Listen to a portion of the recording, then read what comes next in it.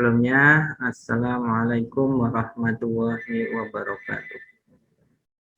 Bismillah, alhamdulillah, wa syukurillah, la hawla wa la quwata illa billah, amma ba'du. Pada para mahasiswa yang berbahagia, alhamdulillah, syukur Allah Subhanahu wa taala. Pada kesempatan kali ini kita dipertemukan dalam ruang Zoom yang berbahagia ini, dan alhamdulillah dalam keadaan sehat tanpa suatu alangan apapun. Salawat dan salam semoga dilimpahkan kepada Nabi Agung Muhammad Sallallahu Alaihi Wasallam yang kita nantikan syafaat di yaumul kiamah nanti dengan seizin Allah Subhanahu Wa Taala, tentunya dengan mengikuti apa yang menjadi sunnah Rasulullah Muhammad Sallallahu Alaihi Wasallam sampai akhir nanti.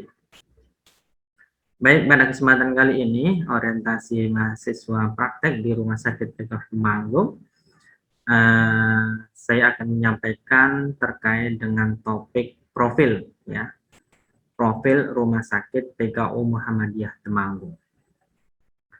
Ini penting dimengerti oleh seluruh mahasiswa karena terkait dengan lingkungan baru itu harus dikenal supaya cepat beradaptasi, mudah beradaptasi. Dan ketika ada dalam lingkungan tersebut, kita bisa merasa nyaman. Oleh karena itu, di sini akan saya sampaikan terkait dengan profil Rumah Sakit PKU Temanggung. Baik, sebelum saya menyampaikan secara penuh pada orientasi kali ini terkait dengan profil, saya ada pepatah, tak kenal maka tak sayang, gitu ya. Oleh karena itu, perkenalkan diri saya, nama Muhamin, gitu ya. Bisa memanggil Amin, bisa memanggil Muh, gitu. Kalau di rumah sakit saya biasa dipanggil Pak Amin. Kalau di rumah Pak Muh. Gitu. Tapi pada kesempatan kali ini boleh dipanggil Mas Am, gitu ya. Saya tempat tinggal di Magelang, di Cacaban, dan setiap hari dari Cacaban, Magelang, kota Magelang ke rumah sakit, nah kurang lebih perjalanan, sekali perjalanan itu ya 45 menit. Saya di PKU Muhammadiyah Temanggung sudah cukup lama, gitu, kurang lebih 15 tahun, jadi cukup lama, gitu ya. Dan alhamdulillah sampai sekarang masih ada di Rumah Sakit PK Temanggung. Mungkin itu perkenalan dari saya, dan langsung saja karena waktu memang yang membatasi kita.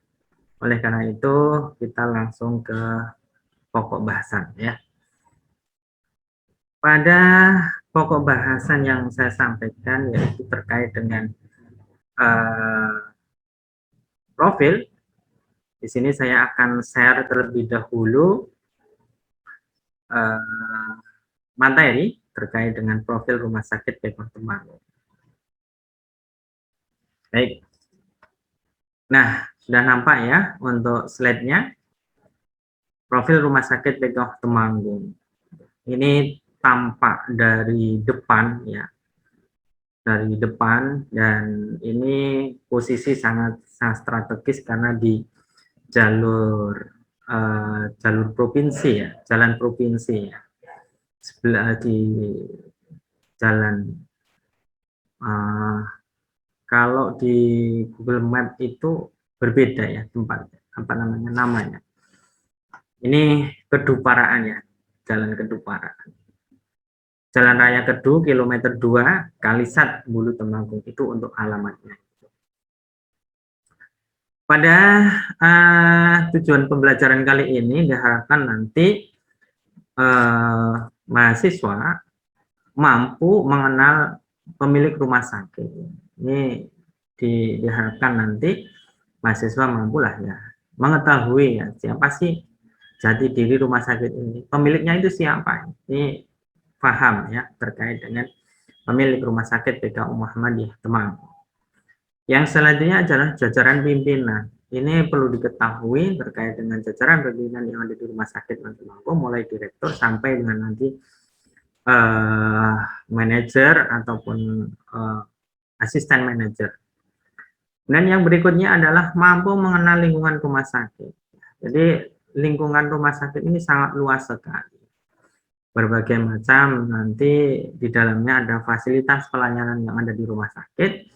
Ini juga harus dikenal oleh para mahasiswa. Mampu memahami budaya pelayanan di rumah sakit. Maka di setiap organisasi, di setiap perusahaan, di setiap rumah itu berbeda budayanya masing-masing. Oleh karena itu, rumah sakit ini mempunyai jati diri di dalam sebuah pelayanan, yaitu menggunakan budaya tersendiri dalam sebuah pelayanan. Baik, kita bahas satu persatu. Ini jajaran direksi Rumah Sakit PKU Temanggung. Beliau sebagai direktur Rumah Sakit PKU Temanggung, yaitu Dr. Gigi Haji Edi Sumarwanto, MMMH+. Ya. Gelarnya beliau banyak sekali. Beliau sangat pembelajar. Gitu. Kemudian yang mana itu kalau di gambar itu yang rambut berwarna putih. Gitu. Karena beliau sangat-sangat pembelajar ya. Gelarnya dilihat aja sudah banyak sekali gitu ya. Kemudian yang berikutnya Wakil Direktur Pelayanan Klinis ya. Dr. Masluri MSc SPA, beliau spesialis anak. Beliau yang berdiri ya. Beliau yang berdiri. Kemudian Wakil Direktur Umum dan Keuangan itu yang Dr. Anda NRC APT.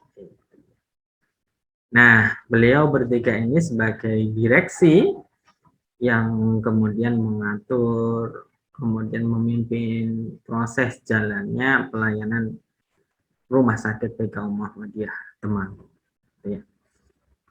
Kemudian ini ada moto, ya, ikhlas adalah baktika. Kenapa? Filosofinya seperti ini.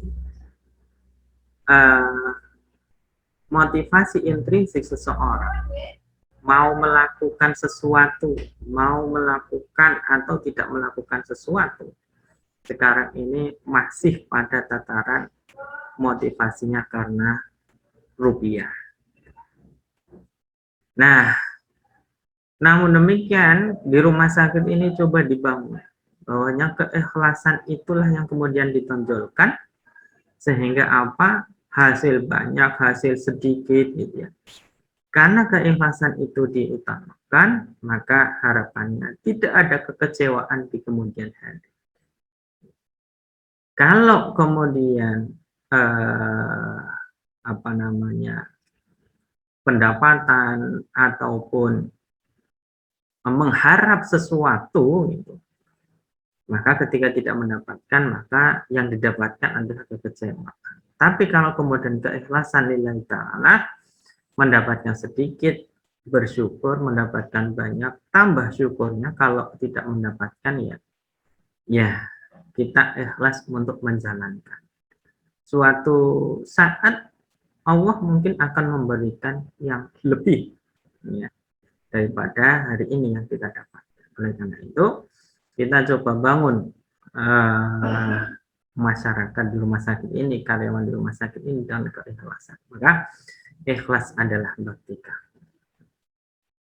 Kemudian nanti pokok bahasan berikutnya nanti ada budaya pelayanan di rumah sakit, yaitu soft and fast. Nanti akan kita bahas satu persatu. Yang selanjutnya coba kita mengenal sejarah terlebih dahulu ya, sebelum kepemilikan. Rumah sakit ini pada tahun 1980 itu cikal bakalnya sudah mulai ada, yaitu wakaf oleh keluarga Haji Tupio sebidang tanah, yang kemudian itulah cikal bakal cikal bakal Rumah Sakit PKU Muhammadiyah Temanggung ini berdiri. Yang selanjutnya 1989 dibangunlah Balai Kesehatan, Balkesmas. Belum rumah sakit, masih Balai Kesehatan. Ini ada gambar masjid di sana di sebelah Puskesmas itu ceritanya begini. Haji Tugya ini mewakafkan dua bidang tanah, satu ke Muhammadiyah, dan satunya ini dibangun Puskesmas oleh Muhammadiyah dan satunya dibangun masjid. Karena sangat-sangat strategis itu. Dan akhirnya masjid sekarang berdiri dengan megah. 94, maka dari pelayanan kesehatan diberikan kepercayaan oleh masyarakat. Masyarakat berkunjung ke balai kesehatan untuk mendapatkan pelayanan pengobatan, maka semakin lama semakin ramai dan maka dirubah dari Puskesmas ke rumah sakit. Ini tahun 94. Kemudian mulailah berdiri itu ya masjid yang megah mulai dibangun, kemudian rumah sakit ini pun mulai dibangun juga gitu ya, dan sekarang tampaklah wajah rumah sakit di Kabupaten Temanggung dari tampak depan. Kemudian di tahun 2011 ya, di tahun 2011 ini kita mengikuti standarisasi pelayanan rumah sakit yaitu dengan standar akreditasi. Ini masih Pokja ya. Kita waktu itu tahun 2011 itu ada 5 Pokja. Kita akreditasi di tahun 2011 dengan 5 Pokja tersebut. Kemudian ini pemilik dan penyelenggara. Kalau pemiliknya adalah pimpinan daerah Muhammadiyah Temanggung. Ini sebagai pemilik rumah sakit PKU Muhammadiyah Temanggung. Kemudian dari pimpinan daerah Muhammadiyah Temanggung, di sana ada majelis, ya Majelis Pembina Kesehatan Umum. Maka majelis inilah yang kemudian mengurusi terselenggaranya proses pelayanan di rumah sakit PKU Muhammadiyah Temanggung. Jadi rumah sakit ini adalah milik pimpinan daerah Muhammadiyah Temanggung melalui kepanjangan tangannya yaitu MPKU, Majelis Pembina Kesehatan Umum, Kesejahteraan Umum, maka rumah sakit ini bisa beroperasi. Ini data rumah sakit PKU Temanggung gitu ya. Lahannya cukup luas gitu ya. Lahannya masih cukup luas, masih ada kesempatan untuk mengembangkan ya bangunan-bangunan yang ada di rumah sakit Temanggung ini sesuai dengan perkembangan dan kebutuhan pelayanan yang ada di rumah sakit. Lokasinya di Jalan Raya Kedung, kilometer 2 Kalisat Campur Sari di Temanggung. Untuk lain-lain nanti bisa dilihat gitu ya. Dan selanjutnya terkait dengan capaian ya. Ini amat sangat penting kami sampaikan karena apa? Ini merupakan sebuah kebanggaan bagi Rumah Sakit PKU Muhammadiyah Temanggung. Tahun 2016 kita akreditasi paripurna bintang 5. Kita terakreditasi. Artinya apa? Artinya seluruh pelayanan yang ada di rumah sakit ini sudah terstandar. Jadi sistem pelayanan, kualitas, mutu itu sama dengan rumah sakit yang lain.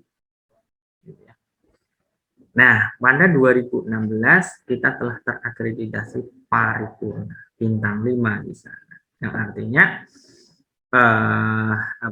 kita telah memenuhi ya, standar-standar yang ada di akreditasi tersebut. Semisal standar sasaran keselamatan pasien. Di sana ada 6 standar sasaran keselamatan pasien.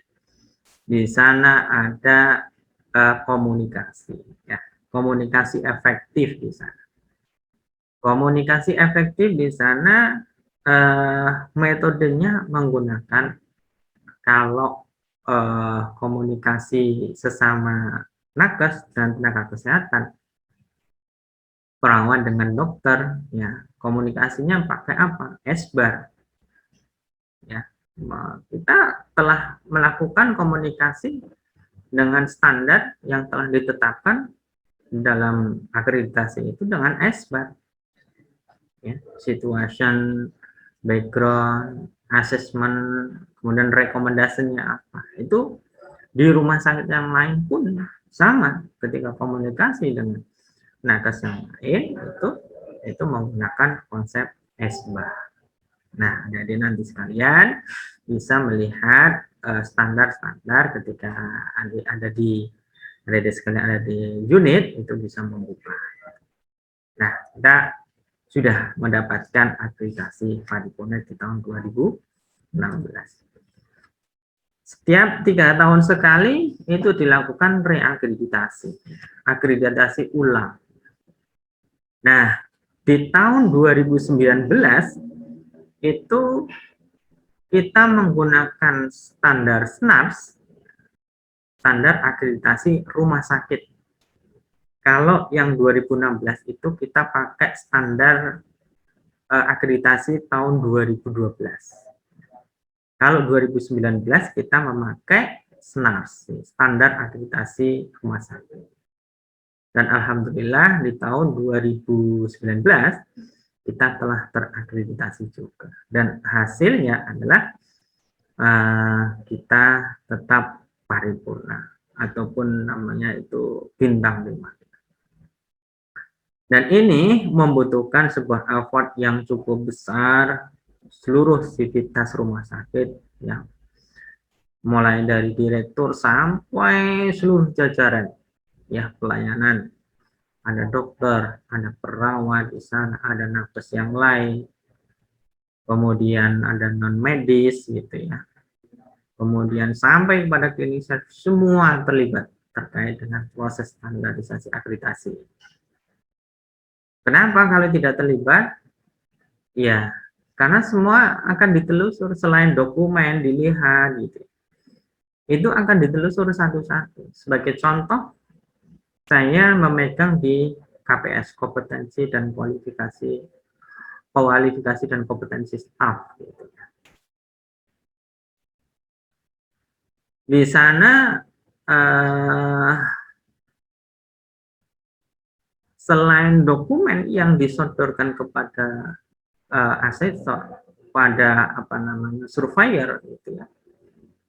Setelah surveyor itu melihat dokumen-dokumen itu ditelusur satu persatu. Sebagai contoh, bagaimana STR-nya, bagaimana SIP-nya, bagaimana terkait dengan kredensialnya, bagaimana dengan pelatihannya. Nah, semua itu akan ditanya satu persatu. Oleh karena itu, semua sivitas hospitalia itu harus terlibat di dalam proses akreditasi ini. Hingga apa? Yang berat terasa ringan, yang banyak terasa sedikit gitu ya. Kemudian alhamdulillah tahun 2019 kita ada proses penilaian akreditasi dan kita dinyatakan tersertifikasi paripurna dan lulus paripurna. Tahun 2020 ini menjadi kebanggaan juga bagi Rumah Sakit PKU Muhammadiyah Temanggung dengan capaiannya, yaitu dari Dewan Syariah Nasional Majelis Ulama Indonesia, bahwasanya Rumah Sakit PKU Muhammadiyah Temanggung itu telah memenuhi prinsip syariah, telah dalam proses pelayanan, yaitu telah memenuhi prinsip-prinsip syariah. Kalau di Temanggung itu baru Rumah Sakit PKU Temanggung yang tersertifikasi rumah sakit sesuai dengan prinsip-prinsip syariah. Kalau di Magelang belum ada, di Wonosobo sudah ada satu juga, yaitu Rumah Sakit PKU Muhammadiyah Wonosobo. Di Jawa Tengah masih sedikit. Yang menjadi pelopor ini Rumah Sakit Semarang, cukup besar. Dan alhamdulillah di tahun 2020 Rumah Sakit PKU Muhammadiyah Temanggung ini telah tersertifikasi sesuai dengan prinsip-prinsip syariah. Mulai dari akadnya, kita sebagai seorang karyawan itu ada akadnya, akad ijaroh namanya. Kita dengan rumah sakit ini kita punya jasa, dan rumah sakit ini yang memanfaatkan jasa kita gitu, untuk memberikan pelayanan kepada pasien. Nah, ini namanya akad ijaroh.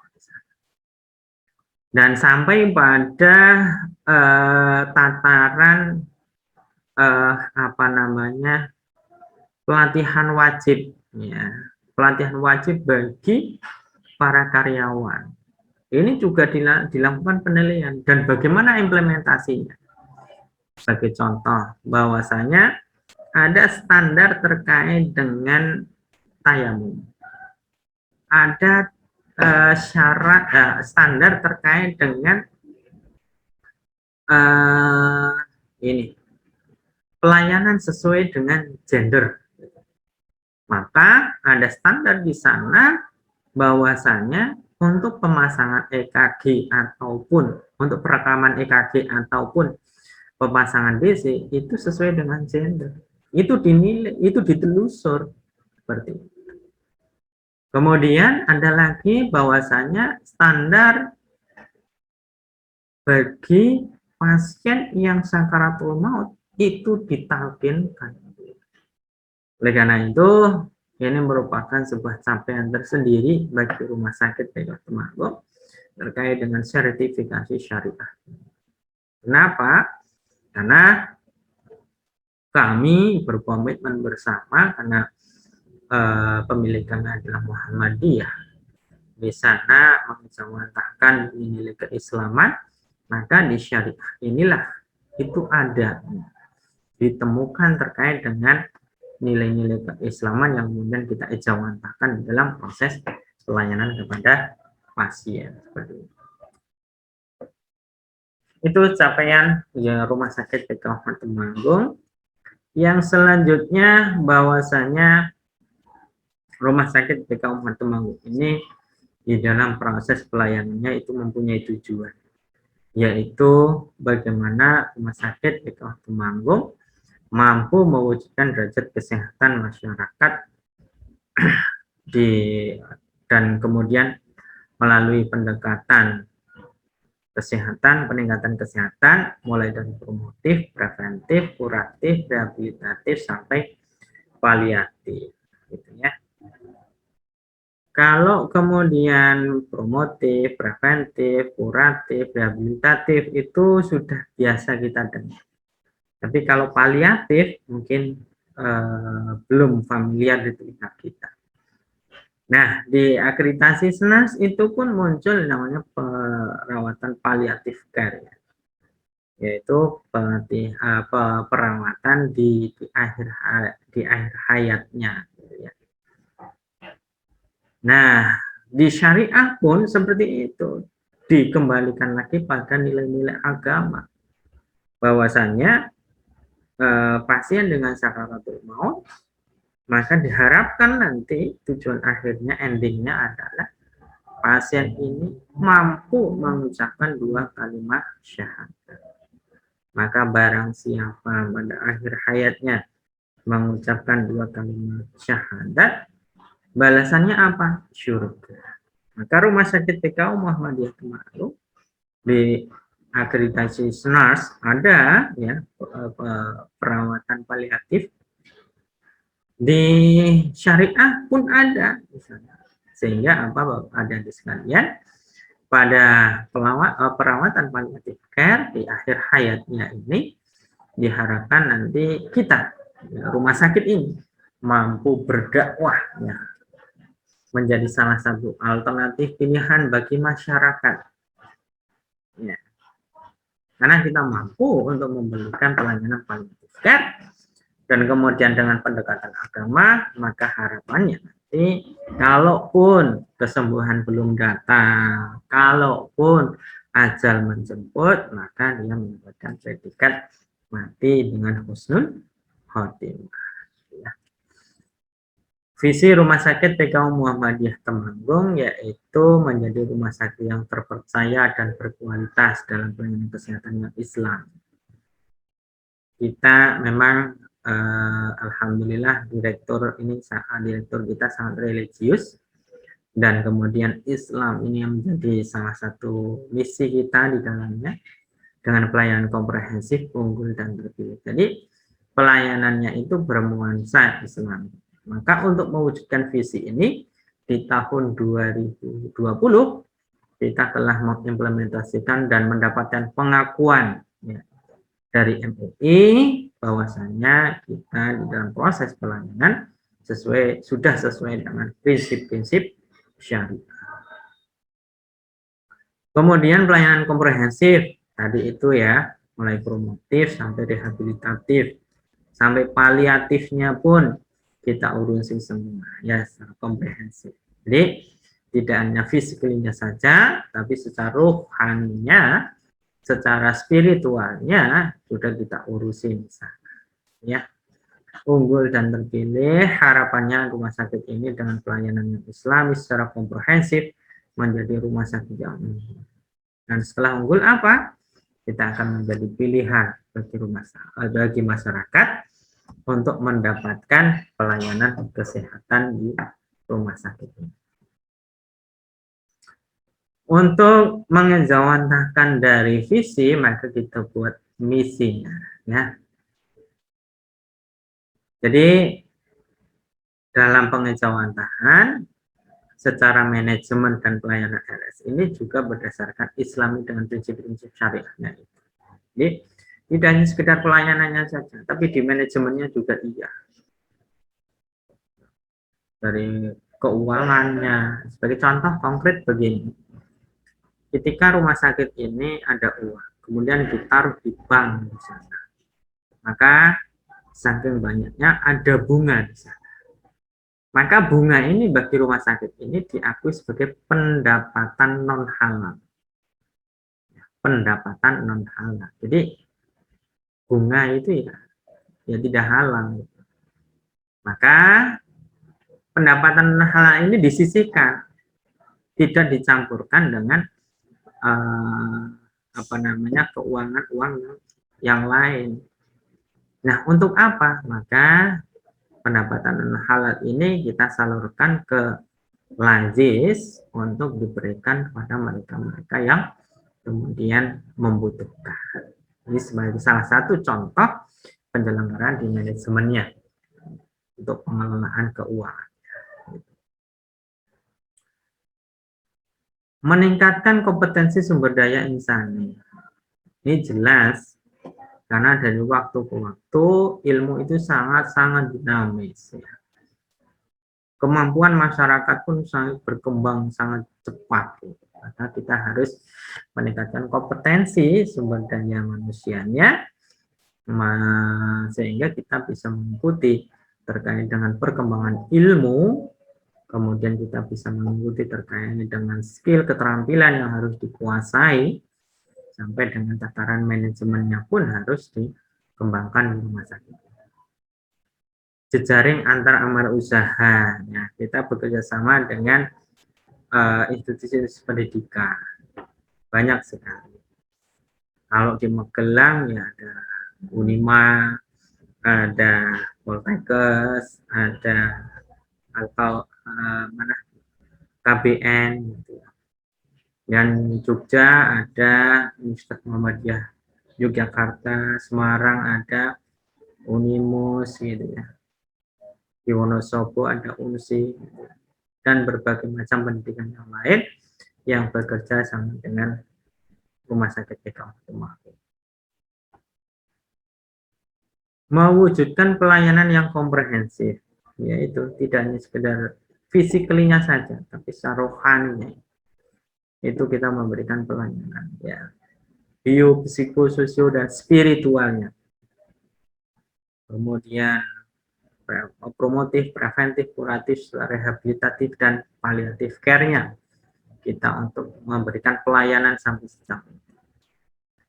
Yang berikutnya adalah meningkatkan dan menjaga kepuasan pelanggan. Harapannya nanti dengan SDM yang unggul, dengan budaya prinsip-prinsip syariah, gitu ya.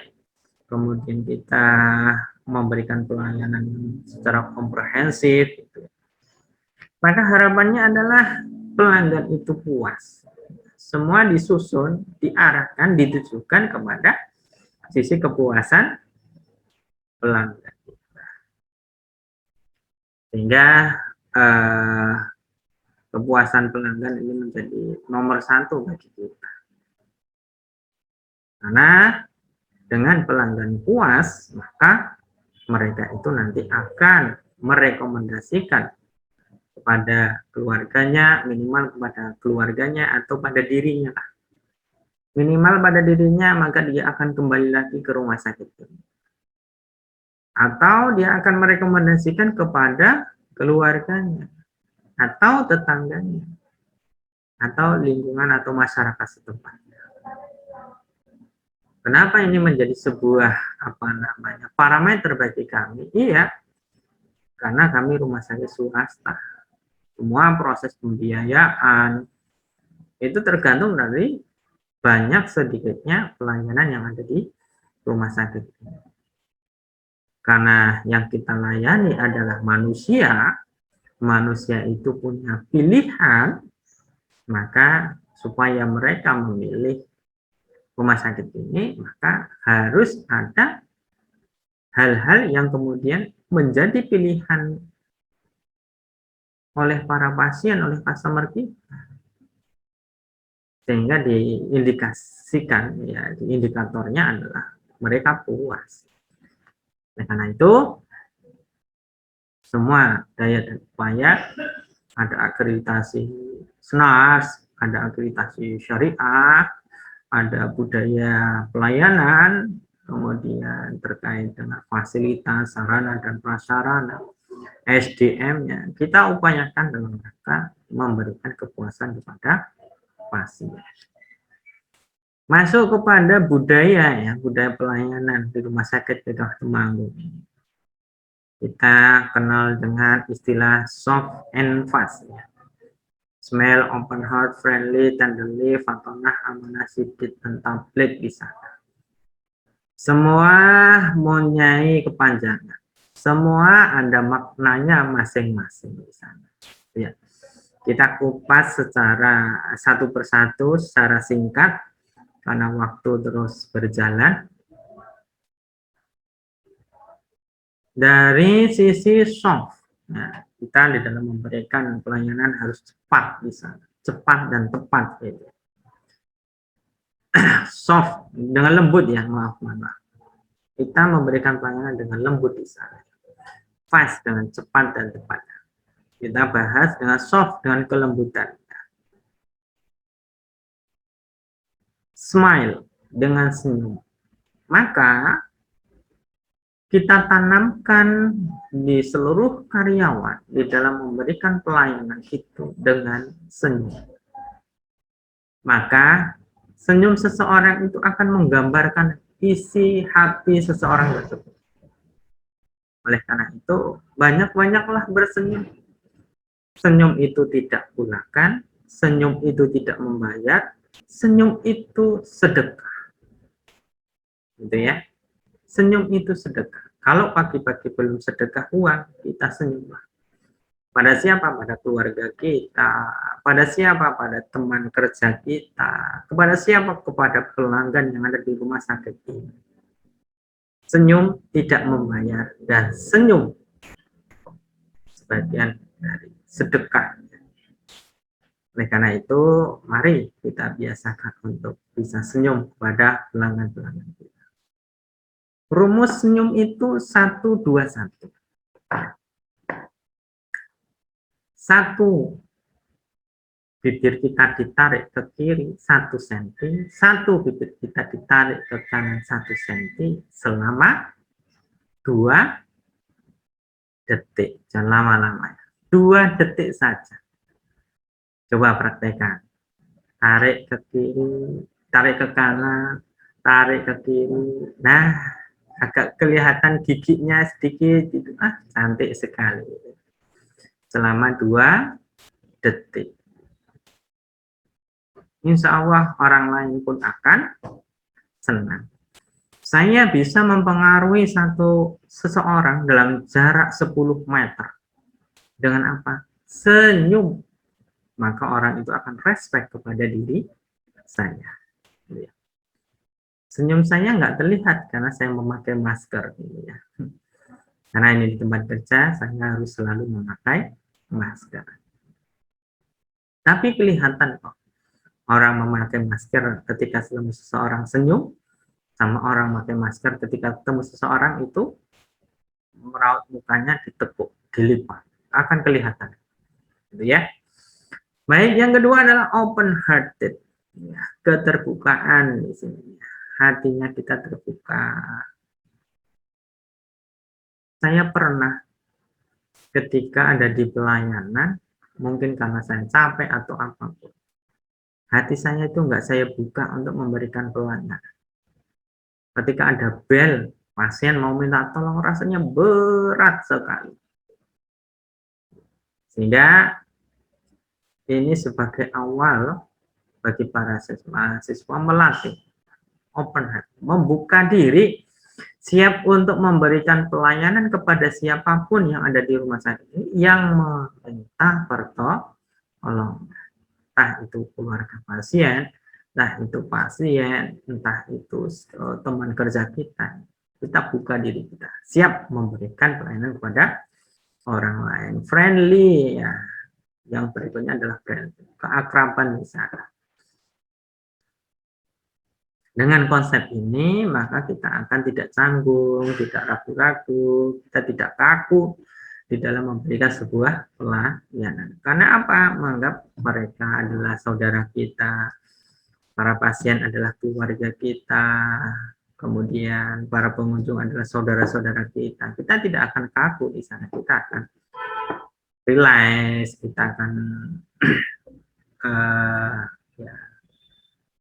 relax itu tadi akan santai di dalam memberikan sebuah pelayanan, tidak tegang di sana. Maka senyum itu akan mudah, kemudian komunikasi dengan pasien itu akan mudah, kita akan lebih terbuka, dan pasien pun akan terbuka kepada kita.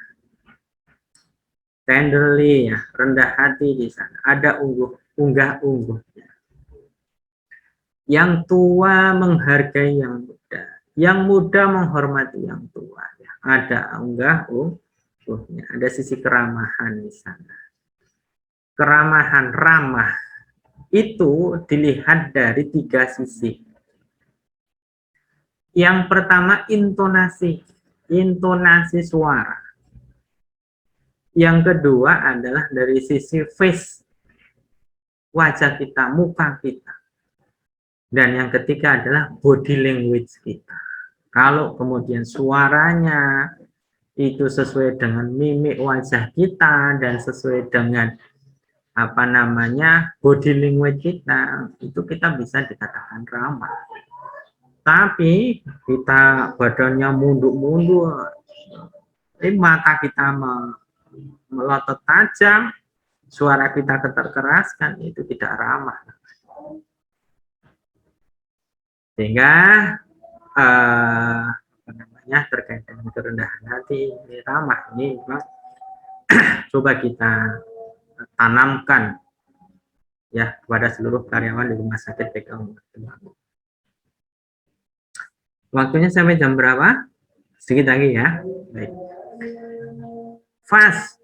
Fatonah, ya, kecerdasan. Adik-adik sekalian, sampai pada tataran praktek di rumah sakit ini telah mengenyam pendidikan di mana saja. Dari SMA lulus daftar ke perguruan tinggi. Di sana ada semester 1, semester 2, semester 3 gitu. Semester 4 semua diberikan ilmu pembelajaran di sana. Maka untuk mengapa? Mengasah kecerdasan kita. Dan kita harus cerdas dalam ilmu dan cerdas dalam situasi dan kondisi tentunya. Kita tidak bisa berteori di depan pasien gitu. Namun demikian Kita harus melihat situasi dan kondisi pasiennya seperti itu. Amanah terpercaya, adik-adik sekalian bisa praktek di rumah sakit ini. Nah, makanya dipercaya oleh siapa? Pertama, Bapak Ibu jenengan sekalian, ya. Bapak Ibu percaya pada adik-adik sekalian untuk bisa sekolah di kesehatan, di keperawatan. Dari sekolah mempercaya adik-adik sekalian untuk bisa praktek di rumah sakit PKU Temanggung. Rumah sakit PKU Temanggung memberikan kepercayaan pada adik-adik sekalian untuk bisa memberikan pelayanan kepada pasien. Pasien, customer pun percaya pada adik sekalian bahwasanya mereka percaya adik sekalian itu bisa memberikan pelayanan kepada pasien. Oleh karena itu, jangan sia-siakan kepercayaan. Dengan cara apa? Yaitu cerdas, artinya belajar di sana. Kemudian ada unggah-ungguh, gitu ya, dengan menerapkan soft, smile, open heart, friendly, dan insya-Allah adik-adik sekalian akan diberikan kepercayaan oleh pasien dan keluarga, ataupun di sini para senior-seniornya yang akan memberikan bimbingan kepada adik-adik sekalian. Sidik jujur di sini. Terkait dengan kejujuran ini dalam proses continuous improvement, jadi perbaikan secara kontinu, ini adik-adik sekalian ketika melakukan sebuah perbuatan kejadian tidak diinginkan, KTD, ataupun KPC, KNC, gitu ya, patient safety, maka harus lapor. Misalkan suruh memberikan NaCl, seliru mengambil RL, itu sudah KTD. Dalam kategori apa? Kalau sudah diberikan, maka kalau pasien tidak ada gejala-gejala yang lain, itu namanya kejadian tidak cedera, ya, KTC.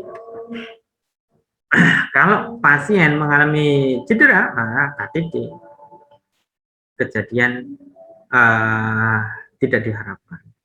Kalau kemudian sampai near miss atau pasien meninggal atau cacat berat, itu near miss. Oleh karena itu, dengan belajar, membaca, bertanya pada senior, pada pembimbing, maka ini akan menumbuhkan rasa kejujuran terkait dengan kesalahan-kesalahan kita yang kita lakukan. Kesalahan, melapor kesalahan bukan berarti itu menghakimi, tapi bagaimana rumah sakit ini, kita ini untuk bisa mempelajari proses kesalahan itu dan akhirnya kita bisa memperbaiki supaya tidak terjadi di kemudian hari. Maksudnya di situ, ya. Di sini ada kultur namanya blame free culture, ya. Itu kultur ataupun budaya tidak saling menyalahkan antara satu dengan lain. Tapi dengan proses itu kita akan memperbaiki ke yang lebih baik supaya tidak terjadi kejadian-kejadian yang sama di masa yang akan datang. Publik menyampaikan, ini komunikasi, ya. Di SNAS ada itu, ya, standar sasaran keselamatan pasien, ya. Komunikasi efektif. Nah, dari sekalian belajar komunikasi yang baik, gitu ya, sehingga pasien pun merasa nyaman. Yang selanjutnya dari sekalian lingkungan rumah sakit ataupun pelayanan yang ada di rumah sakit ini berbagai macam spesialis penyakit ada di rumah sakit yang Temanggung. Ada bedah umum, kebidanan dan kandungan, ortopedi, penyakit dalam, paru-paru, anak, saraf, mata, THT, kemudian radiologi, patologi klinik ada, terapi, gizi, konsultasi obat. Ini pelayanan-pelayanan yang ada di rawat jalan. Yang selanjutnya di penunjang medisnya ada radio ronsen, USG, ada CT scan, kemudian ada laboratorium klinis, ada fisioterapi, farmasi, gizi. Ini dilengkapi dalam rangka apa? Untuk memberikan pelayanan kepada pasien, memenuhi kebutuhan pelayanan pasien. Misalkan ada fraktur, gitu, itu harus di ronsen. Kemudian ada masalah di perut, itu dilakukan USG. Kemudian ada masalah di otak, kita lakukan program CT scan untuk mencari penyebab ataupun masalah-masalah yang terjadi. Ada laboratorium klinis, jelas di sini untuk memeriksa terkait dengan spesimen darah, urin, feses, ataupun cairan tubuh kita. Ada pus atau cairan itu ya. Fisioterapi dalam rangka menindaklanjuti pasien-pasien yang sudah sembuh tapi masih mempunyai gejala sisa, palsi, gitu, lemah sebelah, gitu ya, kakinya paresis, gitu ya. Maka melakukan fisioterapi farmasi dan memberikan pelayanan pengobatan dan gizi dalam rangka memberikan pelayanan konsultasi gizi. Ini ada pelayanan hemodialisa di Rumah Sakit PK Temanggung. Kita sampai hari ini udah ada 15 mesin. Mungkin kalau nanti sudah sampai tataran pelayanan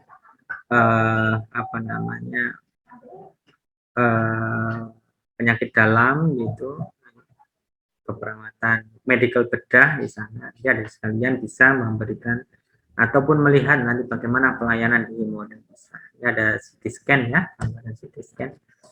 Ini kamar-kamar yang ada di Rumah Sakit PK Temanggung, mulai dari VIP ya, very important person, orang-orang yang menempati ruangan ini adalah orang-orang yang important, orang-orang penting gitu.